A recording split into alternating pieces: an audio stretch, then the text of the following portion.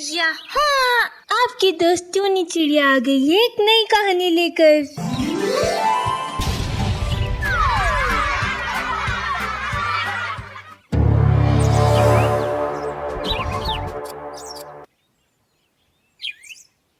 ढोलकपुर जंगल में आज बहुत खुशी का दिन था। जंगल के सारे पक्षी खुशी खुशी बिट्टू तोते की शादी में जाने की तैयारी कर रहे थे। अरे आज तो मजा ही आ जाएगा। बिट्टू की शादी में तो मैं जमकर नाचूंगा। अरे वाह वाह वाह, मैं तो बिट्टू के ससुराल में जाकर जमकर रसमलाई खाऊंगा। अरे मेरे इकलौते भतीजे की शादी है, आज मुझे कोई नहीं रोक सकता है। इसी तरह चाहे दोस्त हो या रिश्तेदार, जंगल के सारे पक्षी बिट्टू की शादी में जाने के लिए बहुत उत्साहित थे। बिट्टू की बारात शहर वाले जंगल में जाने वाली थी, इसीलिए भी जंगल के पक्षी बिट्टू की शादी में जाने के लिए और शहर की दुल्हन को देखने के लिए उत्साहित हो रहे थे। कुछ देर बाद देखो लड़कों, अब बहुत हो गया नाचना गाना। थोड़ा बहुत जोश लड़की वालों के यहाँ दिखाने के लिए बचा कर रखो। अरे पहले ही बहुत लेट हो गया है, अब बारात को आगे बढ़ने दो। हाँ अरे क्या काका जी, आप बड़े लोग ऐसे ही हम लोगों को टोकते रहते हैं। अरे अपने दोस्त की शादी में क्या हमें जी भर कर नाचने का भी अधिकार नहीं है? अगर ऐसा है तो हम बारात में नहीं जाएंगे। आप बड़े लोग ही बारात लेकर चले जाइए। अरे देखो बेटा, नाराज नहीं होते हैं। लंबा रास्ता है और सुबह होने से पहले दुल्हन को लेकर भी लौटना है। अगर ऐसा ही चला तो हम सवेरे तक भी शहर नहीं पहुंच पाएंगे। अरे छोड़िए ना काका, कर लेने दीजिए इनको थोड़ा मजा। ब्यूटी तोती के यहाँ वैसे भी ज्यादा देर तो रुकना नहीं है, बस फेरे होते ही दुल्हन को लेकर लौट जाएंगे। इसके बाद सारे बाराती नाचते गाते ब्यूटी तोती के यहाँ शहर पहुँच जाते हैं। ब्यूटी के पिता बारात का बड़े जोर शोर से स्वागत करते हैं। देखिए, अब तो रात काफी गहरी हो चुकी है, बरसात का समय है, मौसम भी खराब है, ऊपर से लंबा सफर है। भाई मेरा सुझाव है कि आप लोग अब सुबह ही दुल्हन को लेकर यहाँ से प्रस्थान करें। हाँ लेकिन हमने तो अपने घर में बहू की मुंह दिखाई का कार्यक्रम तय किया हुआ है, आमंत्रण दिए जा चुके हैं, इसलिए रुकना तो संभव नहीं हो सकेगा। तभी एक गट्टू कबूतर नाम का एक पक्षी सामने आता है। अरे आप लोग बिल्कुल भी परेशान ना हो, शहर से जंगल तक जाने का एक छोटा रास्ता मैं जानता हूँ। आप लोगों को उस रास्ते से ले चलता हूँ। आप लोग समय से अपने घर भी पहुँच जाएंगे और आपको मुंह दिखाई का कार्यक्रम भी स्थगित नहीं करना पड़ेगा। गट्टू कबूतर की बात से सभी बाराती सहमत हो जाते हैं और बारात लेकर देर रात को गट्टू के बताए रास्ते से निकल पड़ते हैं। आधे रास्ते में बारात थोड़ा आराम करने के लिए रुकती है। अरे बाप रे बाप, ये तो बहुत घना जंगल है, हम तो इस तरफ कभी आए भी नहीं है।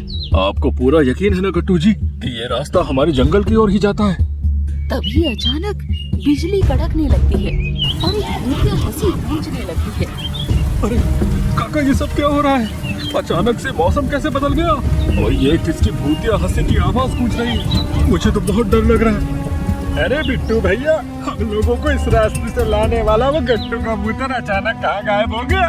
अरे ये सब क्या हो रहा है? अरे अब हम लोग क्या करेंगे? हमें तो आगे का रास्ता भी नहीं मालूम है। अरे गट्टू कबूतर तो अचानक ही अंधेरे का फायदा उठाकर गायब हो गया। तभी वहाँ पर अचानक से कोहरा छा जाता है। किसी भी बाराती को कुछ भी दिखाई नहीं पड़ रहा होता है। बिट्टू घबराकर अपने दुल्हन को देखने के लिए डोली के अंदर जाता है। अरे ये क्या अनर्थ हो गया? मेरी पत्नी ब्यूटी कहाँ चली गई? अरे वो तो हमारे साथ ही डोली में बैठकर निकली थी, अचानक से आधे रास्ते में से उसे कौन ले गया? तभी वो भूतिया हंसी की आवाज बहुत तेज हो जाती है और गट्टू कबूतर एक भयानक भूतिया पक्षी बनकर उनके सामने आकर खड़ा हो जाता है।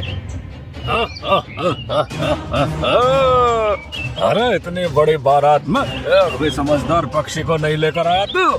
अरे तुम तो इतना मूर्ख हो कि मेरे कहने से मेरे बताए रास्ते पर चले हुए और मेरा काम आसान कर दिया। मैं कोई ऐसा वैसा भूत नहीं हूँ, मैं दुल्हन चुराने वाला भूत हूँ। ब्यूटी अब तुम्हारी नहीं, मेरी पत्नी है, अपनी जान प्यारी है तो यहाँ से दफा हो जाओ, वरना तुम में से कोई भी जीवित नहीं बचेगा। भूत भूतिया पक्षी की ये बात सुनकर सारी बाराती अफरा तफरी मच जाती है और वे अपनी जान बचाने के लिए इधर उधर भागने लगते हैं। देखो, इस तरह से मैं अपनी पत्नी ब्यूटी को छोड़कर नहीं जा सकता। आप लोग मेरी सहायता कीजिए, हम सब मिलकर उस भूत का सामना कर सकते हैं। बिट्टू रोता रहता है, लेकिन कोई भी पक्षी उसकी बात नहीं सुनता और सभी पक्षी उड़कर वहाँ से भाग जाते हैं। लेकिन बिट्टू तोता वहाँ से नहीं भागता है और छिपकर उस भूतिया पक्षी का पीछा करता है। बड़े खूबसूरत हो ब्यूटी तुम मेरे 5वें दुल्हन हो। अब तुम्हें ज्यादा दिन यहाँ नहीं तड़पना पड़ेगा। बस 2 दुल्हन और मिल जाए, उसके बाद मैं तुम 7 दुल्हनों का खून पीकर फिर से चिड़ा बन जाऊंगा। उसके बाद मैं अपनी प्रेमिका चुलबुल कबूतरी से शादी करके खुशी खुशी जीवन बिताऊंगा। अगर एक बार उस चुलबुल कबूतरी का पता मिल जाए तो शायद इस समस्या का हल भी मिल जाएगा। उसके बाद मैं इन 5 दुल्हनों को भूतिया पक्षी की कैद से आजाद भी करा सकता हूँ। बिट्टू तोता मदद मांगने एक तांत्रिक के पास जाता है। ये भूतिया गट्टू कबूतर पास ही के सुंदरवन नाम के जंगल में रहता था। उसकी शादी चुलबुल कबूतरी से होने वाली थी, लेकिन इसकी शादी से पहले ही गट्टू कबूतर को चुलबुल कबूतरी के भाइयों ने मार डाला था। बस तब से ही ये भूतिया पक्षी बनकर शादी करने के लिए तड़प रहा है और पक्षी दुल्हनों को उठा कर ले जाता है। तांत्रिक पक्षी बिट्टू को सुंदर वन का पता बताता है और पवित्र जल देकर पूरी बात समझा देता है। बिट्टू तोता सुंदर वन जाकर चुलबुल कबूतरी को सारी बात बताता है। नहीं नहीं, मैं अपने गट्टू को इतना बुरा काम करने नहीं दे सकती। मैं उसे समझाऊंगी और किसी भी दुल्हन की हत्या करने नहीं दूंगी। आप बस मुझे वहाँ ले चलिए।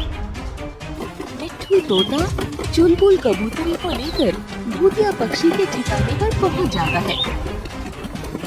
देखो गट्टू, इस जन्म में हमारी शादी होना संभव नहीं है। अब तुम इस दुनिया को छोड़कर चले जाओ और इन बेगुनाह दुल्हनों को मुक्त कर दो।